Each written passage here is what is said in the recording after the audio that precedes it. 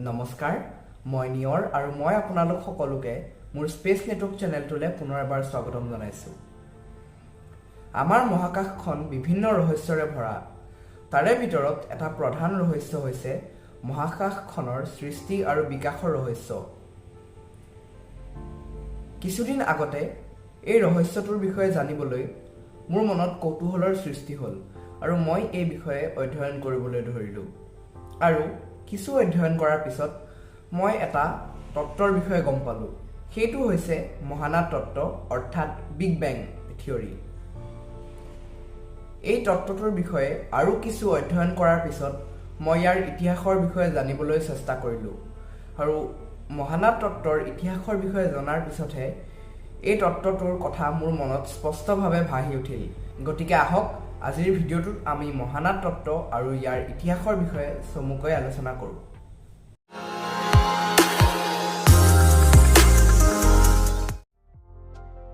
মহানাদ তত্ত্বৰ যি ইতিহাস আছে এই ইতিহাস মহাকৰ্ষণৰ ইতিহাসৰ লগত ওতঃপ্ৰোতভাৱে জড়িত। আজিৰ পৰা প্ৰায় 2300 বছৰ আগতে 340 খ্ৰীষ্টপূৰ্বৰ সময়ত গ্ৰীক দাৰ্শনিক এৰিষ্টটলে এখন পুথি প্ৰকাশ কৰিছিল। সেই পুথিখনৰ নাম হৈছে অন দ্য হেভেন্স। এই পুথিখনত এৰিষ্টটলে বিভিন্ন যুক্তি আগবঢ়াইছিল। তাৰে দুটা মুখ্য যুক্তি আছিল। প্ৰথমটো হৈছে যে তেওঁ বিভিন্ন যুক্তিৰে দৰ্শাইছিল যে পৃথিৱীখন থালি আকৃতিৰ নহয়, গোলাকাৰ হয়। আৰু দ্বিতীয় যুক্তিটো তেওঁ কোনো প্ৰমাণ নোহোৱাকৈ কৈছিল যে পৃথিৱীখনেই আমাৰ সমস্ত বিশ্ব ব্ৰহ্মাণ্ডৰ কেন্দ্ৰস্বৰূপ আৰু পৃথিৱীখনৰ চাৰিওফালে সকলো গ্ৰহ, উপগ্ৰহ, নক্ষত্ৰ আৰু বিশ্ব ব্ৰহ্মাণ্ডৰ সকলো বস্তুৱে পৰিভ্ৰমণ কৰে। পৰৱৰ্তী সময়ত বিজ্ঞানীসকলে এই দ্বিতীয় যুক্তিটোৰ বিৰোধিতা কৰিবলৈ ধৰিলে। 1609 খ্ৰীষ্টাব্দত গেলিলিঅ' গেলিলিয়ে যেতিয়া তেওঁৰ ঘৰতে নিৰ্মিত দূৰবীক্ষণ যন্ত্ৰৰ সহায়ত বৃহস্পতি গ্ৰহটো পৰ্যবেক্ষণ কৰি আছিল, তেতিয়া তেওঁ বৃহস্পতিৰ লগতে ইয়াৰ 4টা উপগ্ৰহও দেখা পাইছিল আৰু তেওঁ এইটো দেখিছিল যে বৃহস্পতিৰ উপগ্ৰহকেইটাই বৃহস্পতি গ্ৰহক পৰিভ্ৰমণ কৰি আছে। এই পৰ্যবেক্ষণে ইয়াকে দৰ্শায় যে বিশ্ব ব্ৰহ্মাণ্ডৰ প্ৰতিটো বস্তুৱে পৃথিৱীক পৰিভ্ৰমণ কৰি থকা নাই। যিদৰে বৃহস্পতি গ্ৰহৰ উপগ্ৰহই বৃহস্পতি গ্ৰহক পৰিভ্ৰমণ কৰি আছে, সেইদৰে হয়তো আন গ্ৰহৰ উপগ্ৰহই বেলেগ গ্ৰহবোৰকো পৰিভ্ৰমণ কৰি আছে আৰু পৃথিৱী সমগ্ৰ বিশ্ব ব্ৰহ্মাণ্ডৰ কেন্দ্ৰ নহয়। বিশ্বৰ বিভিন্ন বিজ্ঞানীয়ে দাবী কৰিলে যে সূৰ্যটোহে সমগ্ৰ সৌৰজগত আৰু সমস্ত বিশ্ব ব্ৰহ্মাণ্ডখনৰ কেন্দ্ৰ। পিছে বৰ্তমান সময়ত আমি জানো যে এই কথা শুদ্ধ নহয়, কিন্তু সেই সময়ত এই কথাটো বহুলভাৱে প্ৰচাৰিত হৈছিল আৰু বিজ্ঞানীসকলে ইয়াক সঁচা বুলি মানি লৈছিল। আমি আলোচনা কৰি অহা এই পৰ্যবেক্ষণবোৰৰ ভিত্তিত 1678 খ্ৰীষ্টাব্দত ছাৰ আইজাক নিউটনে তেওঁৰ পুথি প্ৰিন্সিপিয়াত গতিৰ সূত্ৰ তিনিওটাৰ লগতে ইনভাৰ্ছ স্কুৱেৰ নীতি আৰু মহাকৰ্ষণ বলৰ বিষয়েও আলোচনা কৰিছিল। প্ৰিন্সিপিয়া পুথিখনত ছাৰ আইজাক নিউটনে মহাকৰ্ষণ বলক বিশ্বব্ৰহ্মাণ্ডৰ প্ৰতিটো বস্তু এটাই আনটোক আকৰ্ষণ কৰাৰ কাৰণ বুলি কৈছিল আৰু এই মহাকৰ্ষণ বলে কিদৰে কাম কৰে তাকে বুজাবলৈ নিউটনে ইনভাৰ্ছ স্কুৱেৰ নীতি আৱিষ্কাৰ কৰিছিল। এই নীতিমতে মহাকাশৰ দুটা বস্তুৰ মাজৰ আকৰ্ষণ বস্তু দুটাৰ ভৰৰ প্ৰত্যক্ষ সমানুপাতিক আৰু বস্তু দুটাৰ মাজৰ দূৰত্বৰ বৰ্গৰ ব্যস্ত সমানুপাতিক হয়। সেই সময়ৰ ধাৰণা মতে বিশ্ব ব্ৰহ্মাণ্ডখন প্ৰসাৰিতও হৈ থকা নাছিল আৰু সংকুচিতও হৈ থকা নাছিল। বিশ্ব ব্ৰহ্মাণ্ডখন স্থিৰ হৈ আছিল। পিছে ছাৰ আইজাক নিউটনৰ ইনভাৰ্ছ স্কুৱেৰ নীতি মতে যদি বিশ্ব ব্ৰহ্মাণ্ডখনৰ প্ৰতিটো বস্তুৱে এটাই আনটোক আকৰ্ষণ কৰি আছে, তেনেহ'লে বিশ্ব ব্ৰহ্মাণ্ডখন সংকুচিত হৈ থাকিব লাগিব। এই পৰিণতিৰ বিষয়ে উপলব্ধি কৰাৰ পিছত ছাৰ আইজাক নিউটনে এই পৰিণতিৰ পৰা হাত সাৰিবলৈ সমাধান বিচাৰিছিল। তেওঁ এটা সমাধান পাইছিল। সেই সমাধানটো হৈছে যে এখন অনন্ত বিশ্ব ব্ৰহ্মাণ্ড অৰ্থাৎ বিশ্ব ব্ৰহ্মাণ্ড যাৰ কোনো সীমা নাই, যিখন অসীমলৈ বিস্তাৰিত, এনে এখন বিশ্ব ব্ৰহ্মাণ্ডত মহাকৰ্ষণ বল থকাৰ স্বত্তেও এইখনৰ সংকোচন নঘটে। কেনেকৈ? আহকচোন অকণমান বিতংভাৱে আলোচনা কৰোঁ। যদি আমাৰ বিশ্ব ব্ৰহ্মাণ্ডখন অনন্ত হয়, তেনেহ'লে যদি আমি বিশ্বব্ৰহ্মাণ্ডত এটা বিন্দু লওঁ যাক আমি নাম দিছোঁ এ বিন্দু বুলি, তেনেহ'লে এই বিন্দুৰ চাৰিওকাষে অসীম সংখ্যক নক্ষত্ৰ পোৱা যাব আৰু এই নক্ষত্ৰবোৰে এই বিন্দুৰ ওপৰত সমান প্ৰভাৱ পেলাব, অৰ্থাৎ চাৰিওফালৰ নক্ষত্ৰবোৰে এই বিন্দুৰ ওপৰত আকৰ্ষণ কৰিব আৰু চাৰিওফালৰ এই আকৰ্ষণে মিলি এই বিন্দুৰ ওপৰত হোৱা আকৰ্ষণটোক প্ৰশমিত কৰি পেলাব, যাৰ ফলত আমাৰ বিশ্বব্ৰহ্মাণ্ডখনৰ প্ৰসাৰণো লগতে আৰু সংকোচনো নহয়। কিন্তু ছাৰ আইজাক নিউটনে পাছলৈ উপলব্ধি কৰিলে যে এই উত্তৰটো একেবাৰে সঠিক নহয়, কাৰণ যদি আমাৰ বিশ্বব্ৰহ্মাণ্ডখন অনন্ত হয় তেনেহ'লে যদি বিশ্বব্ৰহ্মাণ্ডত প্ৰয়োজনতকৈ এটাও বেছি নক্ষত্ৰৰ সৃষ্টি হয় তেনেহ'লে সেই নক্ষত্ৰটোৰ ফলত মহাকাশখন বিভিন্ন খণ্ডত বিভক্ত হৈ যাব, অৰ্থাৎ যিখন অসীম বিশ্বব্ৰহ্মাণ্ড আছে সেইখন সীমিত বিশ্বব্ৰহ্মাণ্ডৰ বিভিন্ন টুকুৰালৈ বিভক্ত হৈ যাব আৰু সেই টুকুৰাবোৰে পুনৰ এটাই আনটোৰ লগত লগ লাগি আকৌ এটা বিন্দুত সমাহিত হৈ যাব আৰু মহাকাশখনৰ সংকোচন ঘটিব। আৰু সেইবাবে ছাৰ আইজাক নিউটনে অসীম বিশ্বব্ৰহ্মাণ্ডৰ যি ধাৰণা আছিল তাক নস্যাৎ কৰিছিল। 1823 খ্ৰীষ্টাব্দৰ সময়ত হেনৰিচ অলবাৰ্ছ নামৰ এজন বিজ্ঞানীয়ে এটা প্ৰশ্নৰ অৱতাৰণা কৰিছিল। সেই সময়ৰ ধাৰণা মতে আমাৰ বিশ্বব্ৰহ্মাণ্ডখন চিৰকালৰ পৰাই বিৰাজমান হৈ আছিল আৰু নক্ষত্ৰবোৰ চিৰকালৰ পৰাই উজলি আছিল। গতিকে হেনৰিচ অলবাৰ্ছে অৱতাৰণা কৰা প্ৰশ্নটো হৈছে যে যদি বিশ্বব্ৰহ্মাণ্ডখন চিৰকালৰ পৰাই আছিল তেনেহ'লে আমাৰ পৃথিৱীত ৰাতিৰ আকাশত দিনৰ সমান পোহৰ হৈ থাকিব লাগিছিল। তেওঁ এনেকৈ কিয় কৈছিল বাৰু? ইয়াৰ কাৰণটো হৈছে যে যদি আমাৰ বিশ্বব্ৰহ্মাণ্ডখন চিৰকালৰ পৰাই বিৰাজমান হৈ আছিল আৰু আমাৰ মহাকাশত নক্ষত্ৰবোৰ চিৰকালৰ পৰাই উজ্জ্বল হৈ আছিল, তেনেহ'লে এই নক্ষত্ৰবোৰৰ পৰা অহা পোহৰে পৃথিৱীৰ আকাশত ইমানেই পোহৰৰ সৃষ্টি কৰিব লাগিছিল যে পৃথিৱীৰ ৰাতিৰ আকাশত দিনৰ সমান পোহৰ হৈ থাকিব লাগিছিল। ইয়াৰ বিপক্ষে কোনো এজন লোকে ক'ব পাৰে যে এই পোহৰৰ বাধা দিবলৈ বিশ্বব্ৰহ্মাণ্ডত বিভিন্ন পদাৰ্থ আছে, কিন্তু যদি বিশ্বব্ৰহ্মাণ্ডখন সঁচাকৈয়ে চিৰকালৰ পৰাই বিৰাজমান হৈ আছিল তেনেহ'লে এই পোহৰ আৰু তাপে যি বাধা দিয়া বস্তু আছিল এই বস্তুবোৰক ইমানেই গৰম কৰি তুলিব লাগিছিল যে এইবোৰ নিজেই দীপ্তিমান হৈ যায় আৰু এইবোৰে নিজেই পোহৰ এৰিব ধৰে, আৰু যাৰ বাবে বিশ্বব্ৰহ্মাণ্ডৰ পোহৰে পৃথিৱীৰ আকাশত দিনৰ নিচিনা পৰিৱেশৰ সৃষ্টি কৰিব লাগিছিল ৰাতিৰ আকাশত। কিন্তু এনে নহয়। সেইবাবে হেনৰিচ অলবাৰ্ছে দাবী কৰে যে আমাৰ বিশ্বব্ৰহ্মাণ্ডখন চিৰকালৰ পৰাই বিৰাজমান হৈ থকা নাছিল।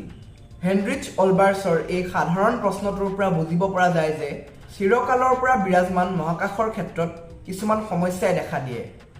1915 চনত ছাৰ এলবাৰ্ট আইনষ্টাইনে তেওঁৰ জেনেৰেল ৰিলেটিভিটিৰ থিয়ৰী প্ৰকাশ কৰিছিল। সেই সময়ৰ এজন বিজ্ঞানী এলেকজেণ্ডাৰ ফ্ৰেডমেনে এই তত্ত্ব ভেদ কৰিছিল আৰু এই তত্ত্বৰ ওপৰত ভিত্তি কৰি কিছুমান আৰ্হি প্ৰকাশ কৰিছিল। এইবোৰক ফ্ৰেডমেন মডেল বুলি জনা যায়। এই আৰ্হিৰ মতে আমাৰ বিশ্বব্ৰহ্মাণ্ডখন হয়তো সংকুচিত হৈ আছিল বা প্ৰসাৰিত হৈ আছিল। পিছে এলবাৰ্ট আইনষ্টাইনে বিশ্বব্ৰহ্মাণ্ডৰ প্ৰসাৰণ বা সংকোচনৰ ওপৰত গুৰুত্ব দিয়া নাছিল। তেওঁ বিশ্বব্ৰহ্মাণ্ডখন অপৰিৱৰ্তনশীল বুলি কৈছিল আৰু বিশ্বব্ৰহ্মাণ্ডখনত সমতা স্থাপনৰ অৰ্থে এটা প্ৰতি মহাকৰ্ষণ বলৰ কথাহে উল্লেখ কৰিছিল।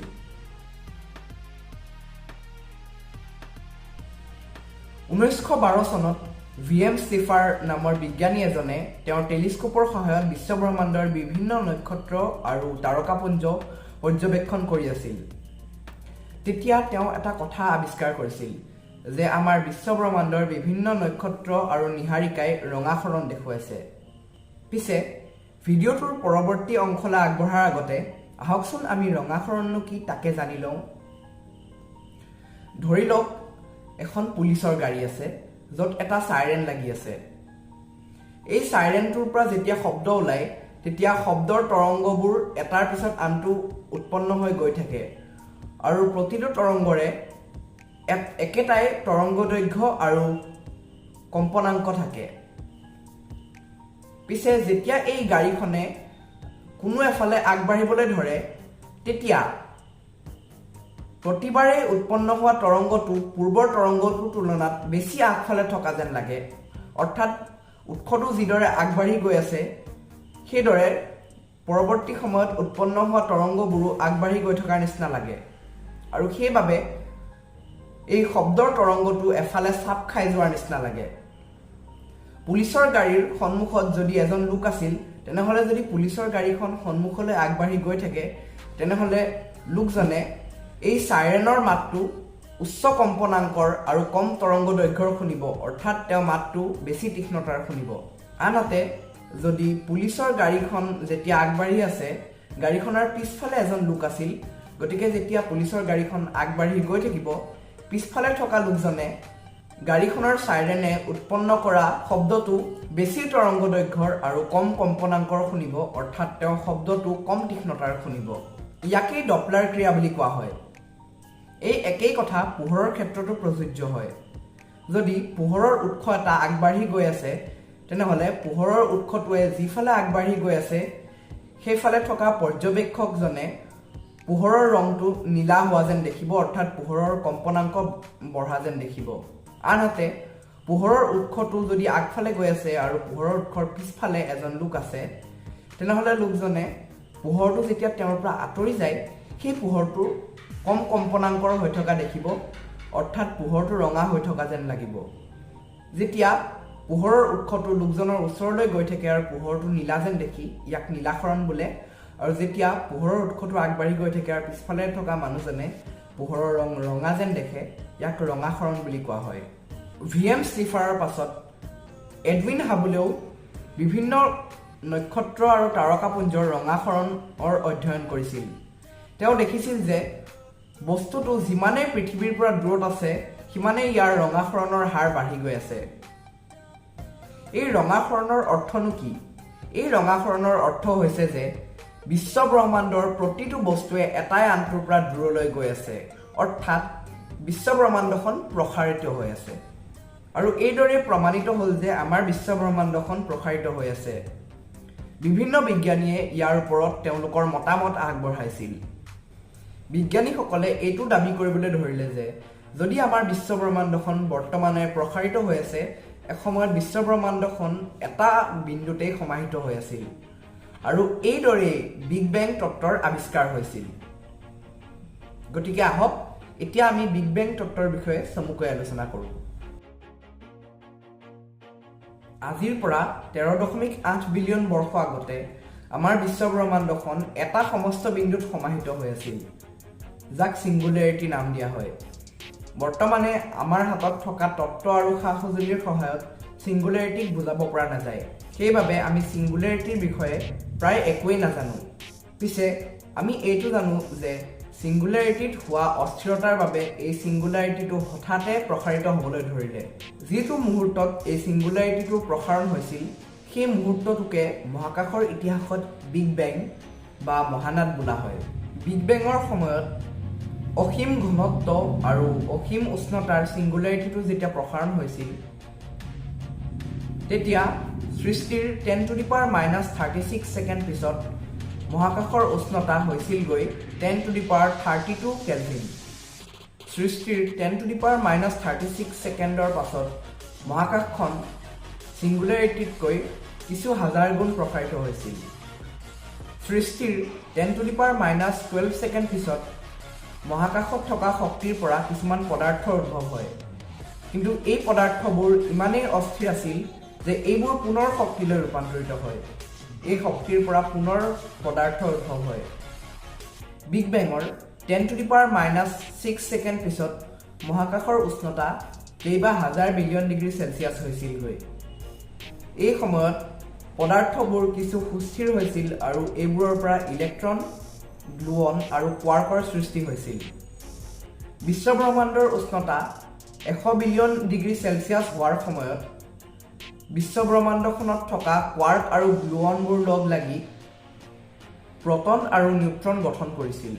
সৃষ্টিৰ 10⁻⁻6 ছেকেণ্ডৰ পৰা 1 ছেকেণ্ডৰ ভিতৰত বিভিন্ন ধৰণৰ কণা যেনে ইলেক্ট্ৰন প্ৰটন আৰু নিউট্ৰনৰ গঠন হৈছিল লগতে ইহঁতৰ প্ৰতি কণা পজিট্ৰন এন্টি নিউট্ৰন আৰু এন্টি প্ৰটনৰ গঠন হৈছিল আমি সকলোৱে জানো যে কণা আৰু প্ৰতি কণা লগ লাগিলে ইহঁত পৰস্পৰ ধ্বংস হৈ যায় আৰু শক্তি উৎপন্ন কৰে বিশ্বব্ৰহ্মাণ্ডত সেই স্তৰত বিভিন্ন কণা আৰু প্ৰতি কণা লগ লাগিছিল আৰু এইবোৰ পৰস্পৰ ধ্বংস হৈ গৈছিল শেষত কিছু সংখ্যক কণাহে বাকী থাকি গৈছিল আৰু এই বাকী থকা কণাবোৰেই আমাৰ বিশ্বব্ৰহ্মাণ্ডৰ বৰ্তমানৰ সকলোবোৰ পদাৰ্থ গঠন কৰিছে বিগ বেঙৰ 3 মিনিট পাছত বিশ্বব্ৰহ্মাণ্ডখনৰ উষ্ণতা প্ৰায় 1 বিলিয়ন ডিগ্ৰী চেলছিয়াছ হয়গৈ ইমানখিনি উষ্ণতাত প্ৰটন আৰু নিউট্ৰনবোৰ লগ লাগি পৰমাণুৰ নিউক্লিয়াছ গঠন কৰে এই সময়ত বিশ্বব্ৰহ্মাণ্ডত হাইড্ৰজেন হিলিয়াম লিথিয়াম ডিউটেৰিয়াম আদিৰ নিউক্লিয়াছবোৰ পোৱা গৈছিল সৃষ্টিৰ 3,80,000 বছৰ পিছত মহাকাশৰ উষ্ণতা প্ৰায় 2700 ডিগ্ৰী চেলছিয়াছ হৈছিলগৈ মহাকাশৰ উষ্ণতা ইমান হ্ৰাস পোৱাৰ ফলত পৰমাণুৰ নিউক্লিয়াছবোৰে ইলেক্ট্ৰন গ্ৰহণ কৰিছিল আৰু বিশ্বব্ৰহ্মাণ্ডত প্ৰথমবোৰ ইলেক্ট্ৰনযুক্ত পৰমাণু গঠন হৈছিল বিশ্বব্ৰহ্মাণ্ডৰ সৃষ্টিৰ পৰা বহু হাজাৰ বছৰ ধৰি আবদ্ধ হৈ থকা আলোক এতিয়া ইলেক্ট্ৰনবিহীন পৰিৱেশত মুক্তভাৱে ঘূৰি ফুৰিব পাৰিছিল এই আলোকেই বৰ্তমানৰ কসমিক মাইক্ৰৱেভ বেকগ্ৰাউণ্ড অৰ্থাৎ CMB 1960ৰ সময়ত জিম পেবলেছ আৰু বব ডিকে নামৰ দুজন বিজ্ঞানীয়ে মহাকাশৰ সৃষ্টি সম্পৰ্কে গৱেষণা কৰি আছিল জৰ্জ গেমৰ উপদেশ মৰ্মে তেওঁলোকে বিশ্বব্ৰহ্মাণ্ডৰ অতীতৰ উষ্ণতাৰ বিষয়ে গৱেষণা কৰি আছিল তেওঁলোকৰ গৱেষণা মতে যদি বিগ বেং তত্ত্ব সত্য তেনেহ'লে মহাকাশখন এসময়ত অতি উষ্ণ হৈ আছিল এই উষ্ণ মহাকাশত বিভিন্ন পোহৰ উৎপন্ন হৈছিল আৰু এই পোহৰ বৰ্তমানেও আমি দেখিব লাগে পিছে যেহেতু এই পোহৰ ইমান পুৰণি এইবোৰ আমাৰ ওচৰলৈ আহোঁতে ৰঙাখৰিত হৈ পৰিব আৰু আমাৰ বাবে মাইক্ৰৱেভ ৰূপে দেখা দিব 1965 চনত পেনজিয়াছ আৰু উইলছন নামৰ দুজন আমেৰিকান বিজ্ঞানীয়ে এটা মাইক্ৰৱেভ সংবেদক যন্ত্ৰ পৰীক্ষণ কৰি আছিল পেনজিয়াছ আৰু উইলছনে পৰীক্ষাটোৰ ফলাফলত যি লাভ কৰিম বুলি ভাবিছিল তেওঁলোকে তাতকৈ বহু বেছি পৰিমাণে মাইক্ৰৱেভৰ কোলাহল দেখা পাইছিল আৰু হয় বব ডিকে আৰু জিম পেবলেছে যি মাইক্ৰৱেভৰ কথা কৈ আছিল এওঁলোক দুজনে সেই মাইক্ৰৱেভৰ পশ্চাদভূমিকে আৱিষ্কাৰ কৰি পেলাইছিল এয়াই হৈছে কসমিক মাইক্ৰৱেভ বেকগ্ৰাউণ্ড অৰ্থাৎ CMB এই আৱিষ্কাৰটোৰ বাবে পৰৱৰ্তী সময়ত পেনজিয়াছ আৰু উইলছনে নোবেল বঁটাও লাভ কৰিছিল সৃষ্টিৰ 3,80,000 বছৰ পাছত যি কসমিক মাইক্ৰৱেভ বেকগ্ৰাউণ্ডৰ সৃষ্টি হৈছিল তাৰ পৰৱৰ্তী সময়ত বিশ্বব্ৰহ্মাণ্ডত বিভিন্ন নক্ষত্ৰ তৰা গ্ৰহ উপগ্ৰহ আদিৰ সৃষ্টি হৈছিল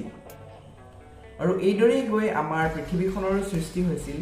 আৰু পৰৱৰ্তী সময়ত আমি এই বিশ্বব্ৰহ্মাণ্ডত জন্ম ললোঁ বিশ্বব্ৰহ্মাণ্ডখনৰ সৃষ্টি আৰু বিকাশৰ সম্পৰ্কে আন এটা তত্ত্বও পোৱা যায় এইটো হৈছে কোৱাজাই ষ্টেডি ষ্টেট থিয়ৰী পিছে আজি আমি এই বিষয়ে আলোচনা নকৰোঁ পৰৱৰ্তী ভিডিঅ'টাত আমি নিশ্চয় এই থিয়ৰীটোৰ বিষয়ে আলোচনা কৰিম গতিকে আজিলৈ ইমানেই ধন্যবাদ